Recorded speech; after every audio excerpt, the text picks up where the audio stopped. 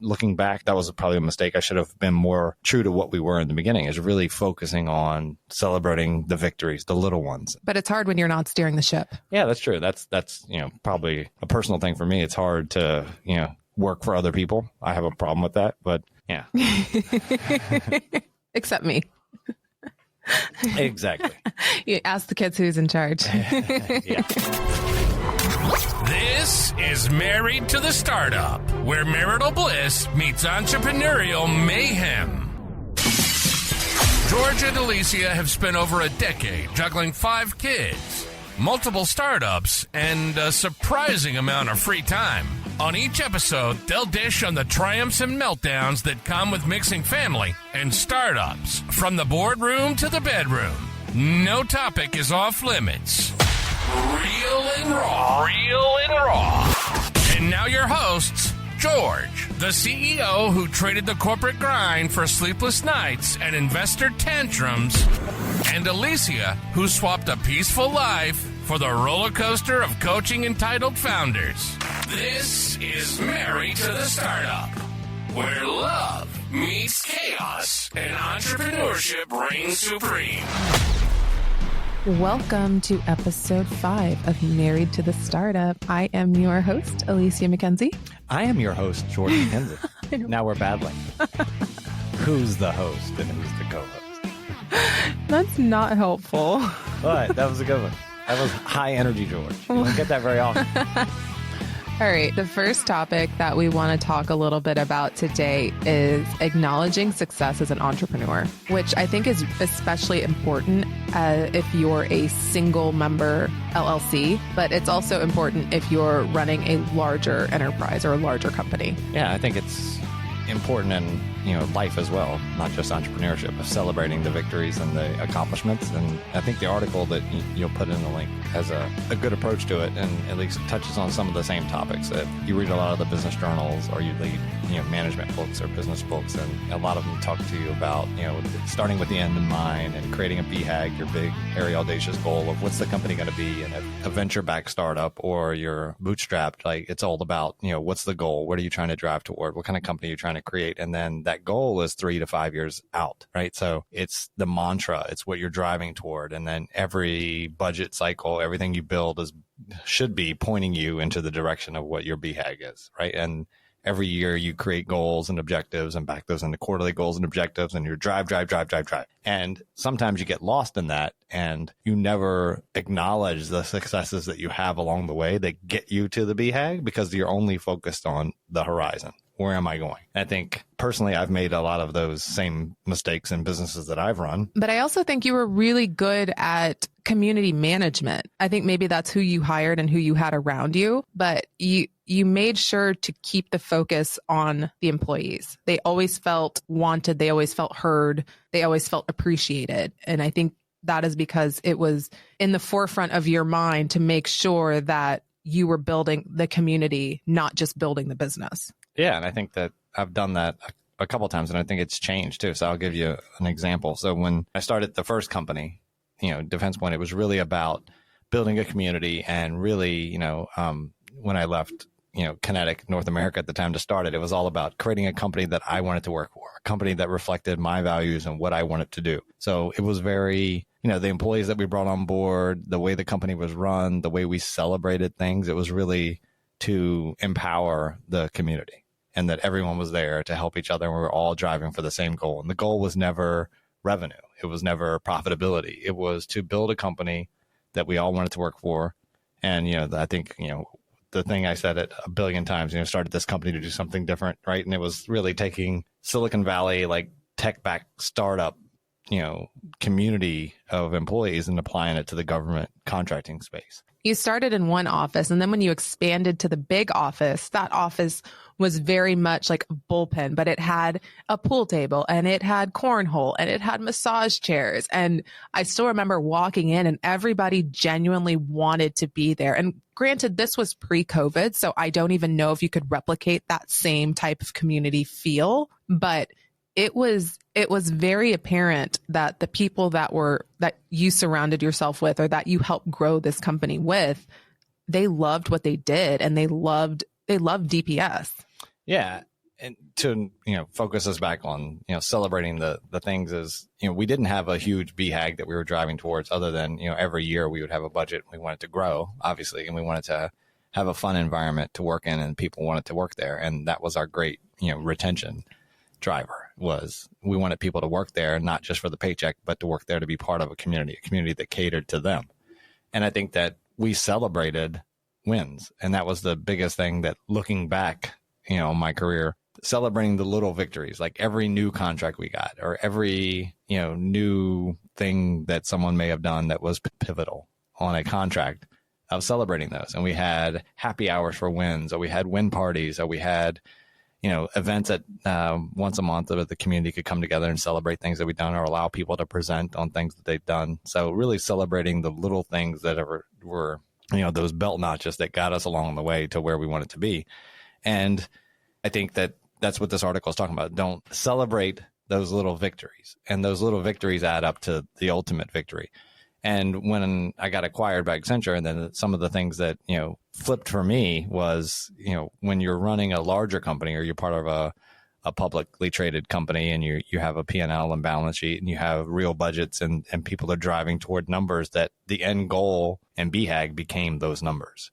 And all you could see is the number. Like, am I going to hit the number this quarter? Am I going to hit the number next quarter? Am I going to hit the number for the year? If I miss the number this quarter, I've dug a hole. How do I dig out of the hole? So every victory was like, whew, God, I needed that. And every loss was a dagger. There was never a celebration of the victory because the victory was expected. It's in the budget. You have to have it, right? And even if you got something that wasn't in the budget and you did something, you created something that was great, it was all just part of the plan to get you there. And all you were focused on is where you're going. So, and that stress was palpable. It was. And it changed the dynamics. And I think that looking back, that was probably a mistake. I should have been more true to what we were in the beginning, is really focusing on celebrating the victories, the little ones, and not really. But it's hard when you're not steering the ship. Yeah, that's true. That's probably a personal thing for me. It's hard to, work for other people. I have a problem with that, but yeah. Except me. Exactly. You ask the kids who's in charge. Yeah. But it's celebrating those little things. And I think that, as I started my second company or acquired in the second company, we started with that same mantra. And then, we kind of got caught up in that same bear trap, is really, hey, we're trying to get, a valuation and we're driving everything to this evaluation. So you start to spend money in things that you think will drive valuation, and everything becomes that grind. And it's not celebrating any of the wins you have if, that win isn't directly correlated to what's driving the valuation that you want. And I think it creates a stressful environment for you as the entrepreneur. It creates a stressful environment for me as the entrepreneur's wife. Yeah, it creates a stressful environment for all the employees, and everyone's just at this fever pitch of, I've got to get to this end goal, right? And I can't celebrate any of the first downs in football analogy. And here's the thing. To the end zone. It's not to say that your work has to be 100% fulfilling all the time. And we're good at like putting our heads down and grinding.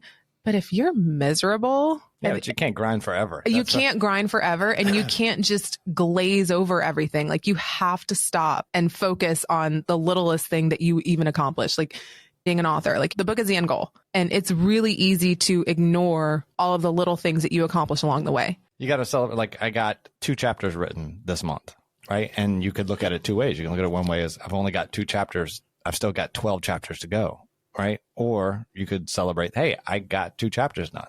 Like, it's the exact same sentence, but you can celebrate it 2 different ways. And it's the same in business. And when I talk to people, it's easier to see it in others than it is in yourself sometimes. And I know I've talked to startup folks, and, they're down on things that are happening, but you're like, yeah, you got your first contract, or, hey, you're profitable, or, hey, you've created something. Look what it was, nothing 18 months ago. And now look at it.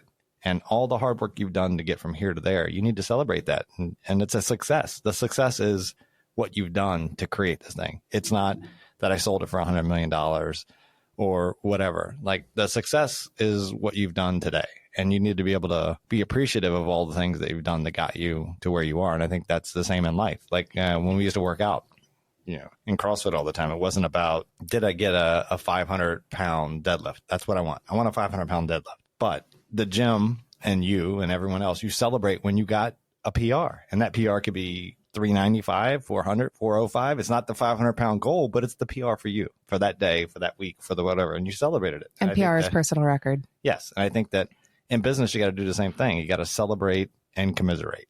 Like, celebrate the wins, and the wins don't always have to be financial. And you have to celebrate and commiserate with folks that you trust and are around you when things don't go well. But also keep in mind that 20% of businesses fail within the first year. Yeah. And when you talk to people that have been running for 2 years and they're like, oh, I just can't get the year over year 20% growth and rule of 40 so that I can get a great evaluation. But like, hey, you're growing year over year. You managed your way through COVID. You didn't fire people. You increased revenues. Like, those things are really celebratory, and you should, celebrate that success with your employees, and the fact that, you do have a company that survived. It didn't crater in the first 6 months. And then I always think it's funny, like, I'm looking right at the statistics, but it's 30% by the end of the second year, and only 50% of businesses are still remaining after 5 years. Yeah. Right. So the numbers aren't in your favor. Right. You got to celebrate, those little things in life and in business. And it's hard. And sometimes it takes that outside look. But as a leader, and I think back to your original comment, if it's a single member LLC, it's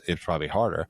But you have to hopefully take stock and put it on your calendar, kind of like your financial wellness check. At the end of the month or end of the quarter as a business, you clean up your P&L and you make sure you look at it and you say, hey, am I trending in the right direction and looking quarter over quarter? But those should be times where, you make it a calendar appointment with yourself to celebrate. Is it going out to dinner? Is it, taking 20 minutes to sit out and just smile and say, I also think it's on you to make sure that you set reasonable goals that are attainable. Right. So let's say, and I live my business by quarters. So Q1, I wanted to accomplish X, Y, and Z. And if I accomplished 2 of those 3, like, that's worth celebrating. Right. It's not saying, okay, I didn't hit everything because, I don't know, your kids were sick or so on and so forth. It was a bad month. But if you've accomplished 2 of the 3 big goals that you wanted for that quarter, then that's worth celebrating. Yeah. You got to find things to celebrate. Like, it's easy to find things to be mad about, or things you could have done better, or things that could have gone better. But if you don't celebrate, the little wins in life and in business, then what's it all for? But I think it also keeps you from experiencing that burnout. 75% of entrepreneurs are going to experience burnout at some point or another. So if you're not stopping to celebrate these little wins, then it's only gonna snowball and you're gonna feel that burnout. So you as an entrepreneur, what do you do when you hit that burnout point, or do you hit that burnout point? Yeah, I think for me, maybe I have burnt out and I just didn't know it. And I burned out, I can tell you why I burnt out when I was working at large corporations, because I could see, I'm working on this aircraft carrier and I just want to turn, and I cannot get this thing to turn. And not literally. Yeah, it's so big, this company, that it cannot turn in a direction I want to go to. And I got to have a meeting about a meeting. I got to brief someone about the briefing I'm going to give to somebody else. And I was like, what am I doing with my life? This is not the life I want to live. And, I think that, I guess, could be considered burnout. And then I chose to,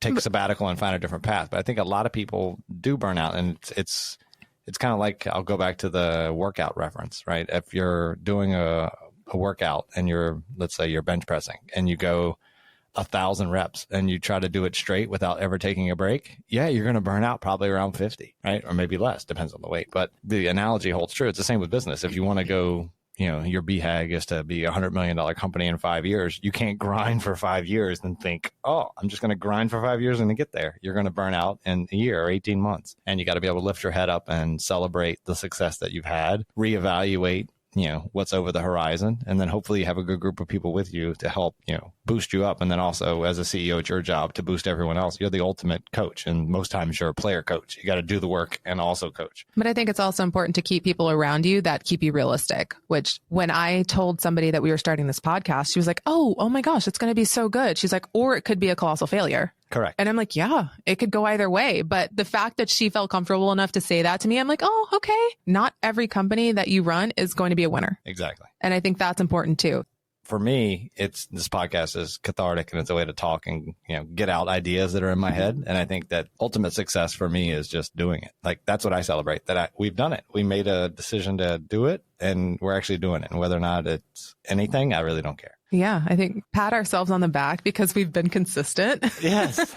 Which kind of, it's a good segue into our next subject, which is raising warriors. And this is something that we often talk about because we are raising 5 children in a pretty secluded bubble that is the Northern Virginia area. Not necessarily secluded, but it is a bubble of privilege. Yeah.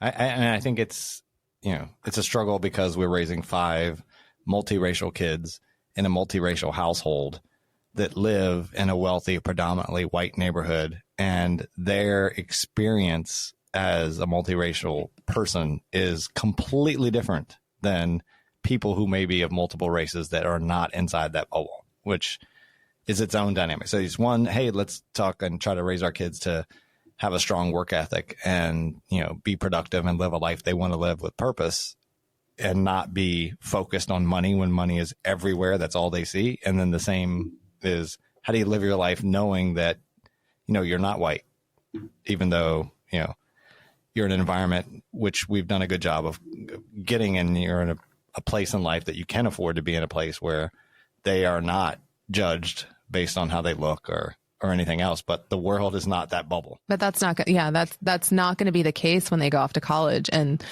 that's, it's a terrifying realization to know that they could go out to school and experience all these things that we're trying to shield them from. And I guess it'll be good for them.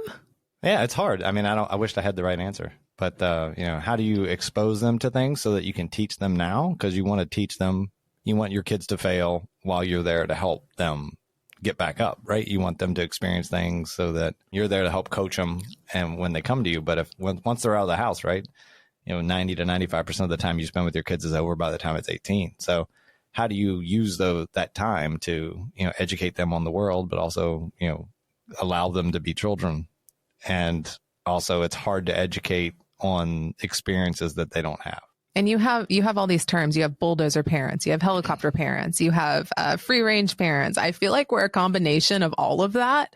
At times, yeah. At times where we're very good at allowing our children to fail at some things, meaning that one of our kids had a project and it is a project that we learned about at the beginning of the school year, and it was due around Thanksgiving. And it was a pretty intricate project, and it required artwork and it required photographs and it required all of these different elements. And when the project was turned in, the grade was a low C, and our child was heartbroken. But then when I saw it, I looked at it. I'm like, do you really think that this project was worth an A? And the response was no, but yeah. And then she recognized that the effort that was put in was not a effort.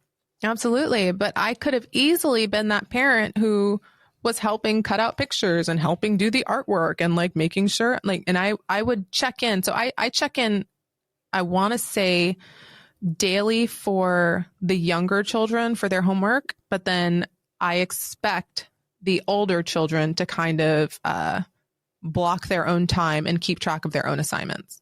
I will usually check in if there's a problem. So I let them do their own thing, and it didn't turn out well. Yeah, but it was a good lesson in life and a controlled fall, right? So it's one in which you can fail and the repercussions of that failure are very small, right? And I think that's great.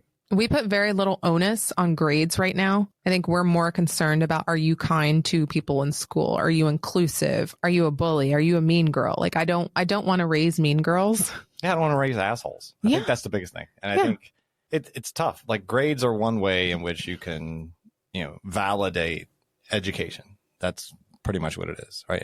It should be used as a way to validate that they're learning the material. Yeah, muscles look hot in that shirt. Well, thank you. Sorry. That it should just be a grade that they're learning the material and they're mastering the material to prepare them for life, right? All education should be preparing you for some life skill. And I think sometimes we get caught up as parents or we get caught up as educators that the goal is to get the A. No, the goal is to learn. If the goal is not to learn, if you're not learning anything and you're just fucking getting A's, what does it matter?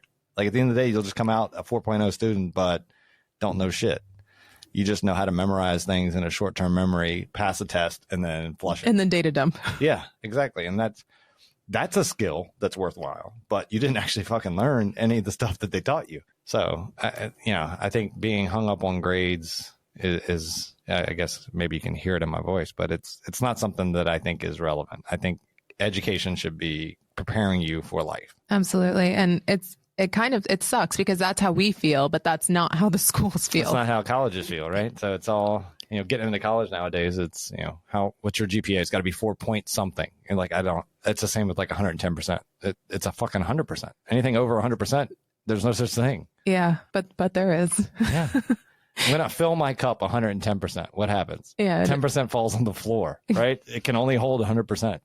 That's not something we're going to be changing anytime soon. So I guess we need to figure out how to adapt and adjust our parenting skill to make sure that our children are capable of getting into these schools or are capable of progressing their education should they choose to. Yeah, we could go on a tangent, a whole episode about college and is it just a business money suck or is it actually something that's valuable in life?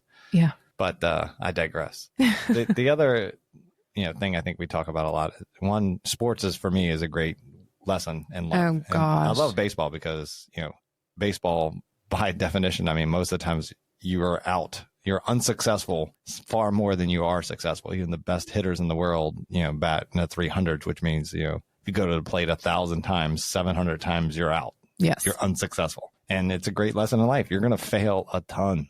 And, it's fine. The best in the world fail a ton. And it's, what are you going to do the next at bat? And hopefully, our kids learn lessons from that. And, all of our kids play. And he's actually being incredibly humble. He has been coaching our son's baseball teams since he was 4 years old, since Maddox was 4. So for the last 4 years, you've coached spring ball and you've coached fall ball. And people request to be on your team. They request to be on your team because of the way you coach and because of the lessons that you're teaching and because you don't have a stick up your ass that you're trying to win the World Series with fucking 7-year-olds. Yeah, they're 8. I think it's putting things in perspective. I don't care if we win a game all year. Who gives a shit? Did the kids have fun? Did they get better? And did they love the game and did they learn something? Yeah. Like learn I feel like transferable lesson. Yeah. At the basis of it, you're teaching them that it's okay to fail and still have a good time with your teammates. Yeah. And work hard. Yeah. I think that's that, warrior mentality of how do we teach our kids to work hard?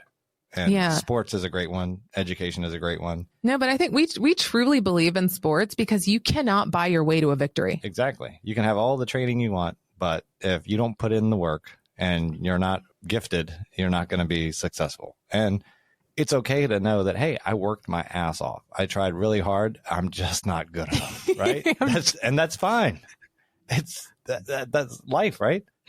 Yeah. You can take jump shots all day long, but if you're 5'9", you're probably not going to get to the NBA, right? It's just the way of life. And there's nothing wrong with that. And you choose a different path, but you can apply the same work ethic to something else. Yeah. And it's even... So the area we live in is, I would say, Fairfax County, Loudoun County, Silver Spring, or PG County. They're all pretty wealthy counties. Yeah. And when you take a team from one of these counties and you take them up to like New York and you have them play basketball teams up there, they don't tend to do well. Yeah, it was like when we went and Ava's volleyball team traveled to the Midwest to play some of those Midwest volleyball teams where volleyball is life. And it was a different brand of volleyball. It was I think they were 13 or 14. It was a different brand of volleyball. It was definitely a different brand, but it's all, I think when you grow up in this area, you lack hunger. Yeah. I think you don't have the same drive that some other people do. And I actually talked about this with a couple of the other dads at one point of, why is it that some kids you see online or whatever, they're more athletically inclined, or why is it that more professional athletes in baseball come from South American countries, so they come from here? And I think it's sure it's drive, it's access, but it's also a way out. Like if you knew as a child that your only way to success or path to success was athletics, and instead of at spring break, your family doesn't go on vacation. At spring break, you're out at the playground shooting hoops because you have nothing else to do. And, for us, spring breaks and summer breaks, you're going places. You're going to Europe. You're going here. You're going there. There's not, I'm going to go throw the baseball 100 times into, the batting cage, or I'm going to go shoot hoops, or I'm going to throw football with my friends. I'm just going to do that for the next 3 weeks because I have nothing else to do. And it's a different dynamic, and they know that that's the only way out. And how do you keep that drive or passion in our children? I think we do a good job, or you do a good job, when we go on vacation, it's a mixture of me. My part of the vacation is I want to go to a nice resort and I just want to sit and do nothing. Right. And I'm the adventure. Right. And I think it's good on those adventures. A lot of times we try to do, local activities, not tourist activities. Yeah. Things that are scary. Yeah, or we stay in an Airbnb in a regular small town, and our kids get to experience a life that is not the one they live all the time. It's not staying at the Four Seasons. It's not, a curated experience. It's we're going to go into town and we're going to do things that locals do. Which I think to some extent we manufacture discomfort, but it's necessary. Right. When we were in Mexico, we did it was almost a 1 mile open river float. Yeah. And the kids had to swim, and it was uncomfortable, and it was scary, and it was dark. There was caves, there were currents, but I think it was a good experience because 2 of them did not want to go in. Yeah. But we're like, nope, you're doing this. Get in the water. This isn't an option. And by the end of it, they loved it. But I think it was just putting them in a situation where they're like, oh, I don't know if I can do this. Are you lumping me in as one of the kids? Because I definitely said that. I don't want to do this. But by the end of it, he had a really good time. They all had a good time. I guess it's on us as parents to manufacture those uncomfortable situations. But even for us, right? Yeah. Comfort is the enemy of progress. Yeah. That's I think the dynamic that's difficult is as you've had success in life, you want to enjoy that success. So you want to go on luxury vacations. You want to stay at 5-star hotels. You want to do all those things. But at the same time, now your kids' experience of life is just that. So how do you balance that? I want to have that 5-star experience that I've earned, but I want to make my kids realize that they have not earned it. Yeah. Like you have not earned any of that. And you've got to go earn it yourself because at a certain point, you're off payroll and you're going to be paying for vacations. Which it's really funny. Or if you go up to our 17-year-old and just be like, hey, you're rich. She'll be like, I'm not rich. I don't have anything. Yeah. She's like, the money belongs to my parents. Yeah. And then she's petrified trying to get all of her vacations in until she's 18 when we tell her she's off the payroll. Oh my gosh. It's so funny. She's like, I can't be poor. I can't be poor. What am I going to do? Yeah. You're going to get a job and you're going to go to school, which I also think it's really important that we're pushing this aspect of we want you to play volleyball in college for at least 2 years, because not only is it's a way into school, but it's also a community. It's like a manufactured community. So we know that she's going to be uncomfortable by the sheer fact that she's leaving home and she's going to live on campus. But I want her to have that blanket of security in her teammates. And I want her to be able to go to the trainer, and I want her to be able to go to the coaches and talk to them about X, Y, and Z. And I want people invested in her well-being. Yeah. I think it's back to our original point. If you want to not curate that life, but you want to put them in a stressful situation in which the risk of failure is minimized. So if she's playing volleyball at a college and she has a community of people that are there wanting her to succeed, that if she fails, then she has a support net and folks that are going to try to help her when we're not those people to do that. And, at a certain point in life, that support net goes away, but you want to have as many falls onto the net as possible until, it becomes the real life and there's no net. And how do you get back up from the ones you fell from? And that's hard for, I think we could have 10 podcasts talking about this subject because it is so intricate. And I think we talk about it a lot. Yeah. It's something that's always in the forefront of our mind. I mean, we don't want our kids to have this cushy little life and grow up to be assholes, but we also don't want to deprive them of experiencing certain things that we can give them or things that you and I didn't have growing up. I mean, I got on my first airplane at 2. So got on my first airplane at 20. I think you were 21. I think 20 or 20. I was 21. You're right. 21. You're 21. That's different upbringing. Just a little bit. Yeah. All right. Speaking of kids, we got to go pick them up. What time is it? 2:30. Oh, it's 2:30. The dentist's favorite time. Tooth hurty. Yes. Oh, you got the sound effect in right that time. All right. It's a wrap. You've been listening to Married to the Startup. These two crazy people have spent over a decade juggling 5 kids and multiple startups and discussing everything from the boardroom to the bedroom. We hope you've enjoyed the show. If you did, make sure to like, rate, and review. We'll be back soon, but in the meantime, hook up with us on social media at Married to the Startup. And be sure to hit the website at www.marriedtothestartup.com. take it easy, and we'll see you next time.